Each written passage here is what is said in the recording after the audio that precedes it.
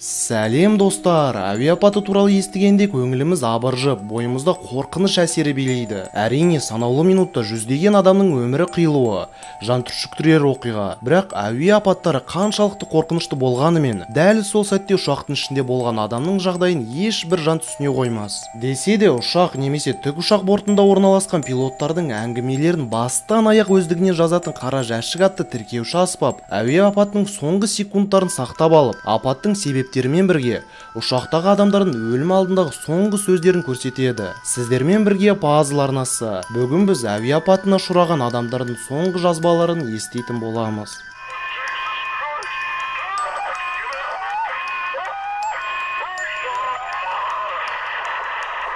19 наурыз 2016 жыл. Ростов-на-Дону қаласында болған әуе апатында 55 жолаушы мен 7 экипаж мүшесі қайтыс болады.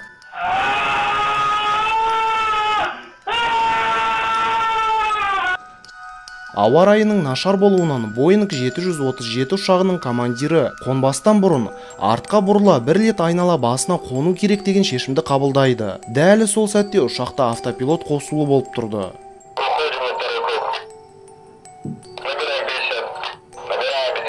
Барлығы өте жақсы, ұшақ 15 градусты бұрышпен көтеріліп, пилоттар жағдайды қалпына келтірген сияқты. Міне бұл кадрларда біз ұшақтың жақсы көтеріліп бара жатқан байқаймыз. Десек те, небәрі 40 секундтан кейін белгісіз себептерден командир қосылу тұрған автопилотты өшіріп тастайды. Ұшақты қалпына келтірудің өте қиын әрекеттерінен кейін тек бір қателік үшін ұшақта болған барлық адамдар қайтыс болып кетті.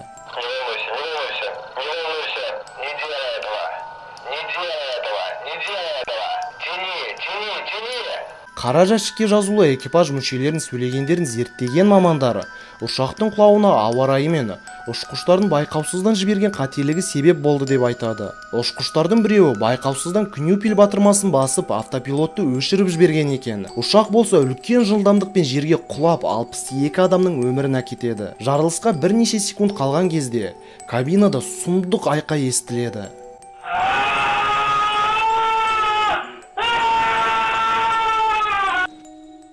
DC-10 әуе апаты, Мехико. Бұл 1979 жылы 31 қазан күнінде болған әуе апаты 73 адамның өмірін әкетті.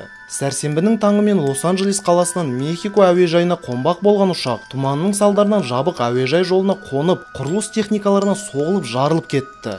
Апатқа себеп болған жағдайлар ауа райы, пилоттың қателігі және өзге ұшып қону жолағын таңдау болып шықты. Өлім алдында ұшқыштар кабинасында сұмдық үрей басталып кеткен еді. Мүмкін соның салдарынан олар басқа қону жолағына кетіп қалған шығар.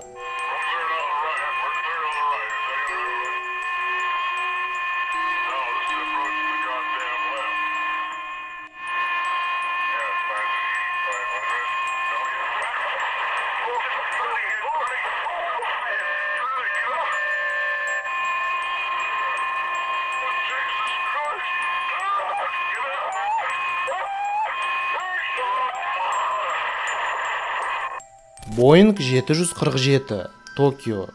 Токиодан Сакаға бағыт алған Japan Airlines авиакомпаниясының ұшағы 1985 жылының 12 тамызында тауға соғылып, тарихтағы ең көп адам өмірін әкеткен әуе апаты болып атанады. Жапондық ұшақ ұшу жолағынан көтеріліп ұшқаннан 12 минут өткеннен кейін вертикалды құйрық бөлімінің тұрақтандырғышынан айырылып қалады. Экипаж бұл басқарылудан айырылған ұшақты 32 минут бойы қалпында ұстап келетін. Бірақ оларды алда күтіп тұрған Отсутака тауы тірі қалуға деген барлық үміттерін жойып жіберді. Ақыры ұшақ тауға соғылып 520 адамның өмірін азапты етіп әкетеді. Таңқаларлық жағдай, бірақ осы апатта 4 адам аман қалып қалған екен. Бұл Токиодан 112 шақырым жерде болған әуе апаты. Авиация тарихындағы адам өлімі жағынан екінші, ал бір ұшақта қайтыс болған адамдардың саны бойынша бірінші орында тұрған апат болып келеді. Ал қара жәшіктің жазбасына келетін болсақ, жарылысқа бірнеше секунд қалған кезде ұшақтың ішінде барлығы дәл осылай болды.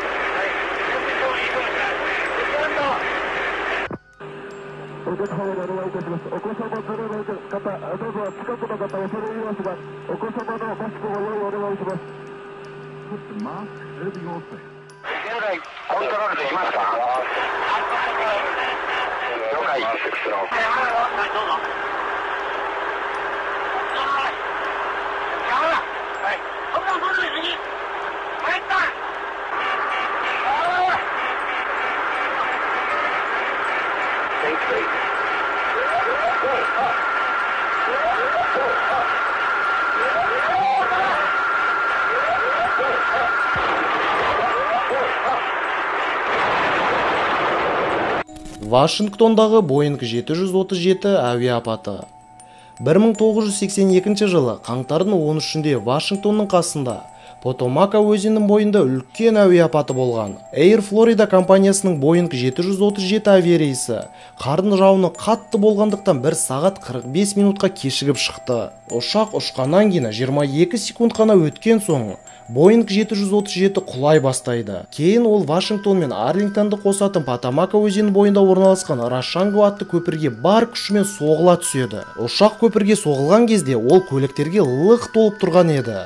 Соқтығыстан кейін ұшақ суға құлап мұз астына кетіп қалады. Бортта болған 79 адамнан тек 5-еуі ғана тірі қалады. Жалпы осы сұмдық апаттың кесірінен 78 адам қаза тапты. Олардың 74-і ұшақта болса, қалған 4-еуі көпірде болыпты. Жантүршіктірер апат Ақ үйден 3 шақырым жерде орын алды. Әуе апатының себебі ұшқыштардың жіберген қателігі болып шықты. Олар қар жауып жатқанына қарамастан, қозғалтқыш постын қоспай, тек аэродинамикалық қабаттардың арқасында ауаға көтерілуге деген шешімді қабылдапты. Тіпті олар приборлардағы аномальды көрсеткіштерді байқағанның өзінде ұшуды тоқтатқан жоқ. Ал бұл дәл сол сәттегі борт экипажының соңғы сөздері.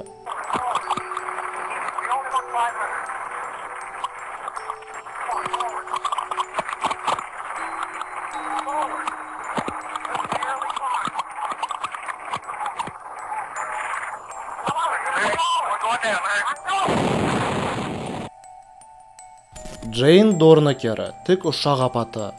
Джейн Дорнакер есімді рок-музыкант өз қалауымен WNBC арнасында жол апаттарының репортері жұмысын атқаруға келеді. Ол тік ұшақпен қала үстінен ұшып, жаңалық барысында жол апаты орын алған жерлерге барып, жағдайды көрермендерге жеткізіп отыратын. Өз мансабында Джейн 2 рет тік ұшақ апатына ұшырайды. Біріншісінде ол тірі қалатын болса, соңғы апат оның өмірін әкетті. 1996 жылдың 22 қарашасында Джейн тік ұшақты басқара алмай, Гудзон өзеніне құлап батып кетеді. Бұл жағдай тек қара жәшікке ғана жазыла қоймай, сонымен қатар мыңдаған адамдар көріп отырған тікелей эфирде жазылып көрсетіліп қалды.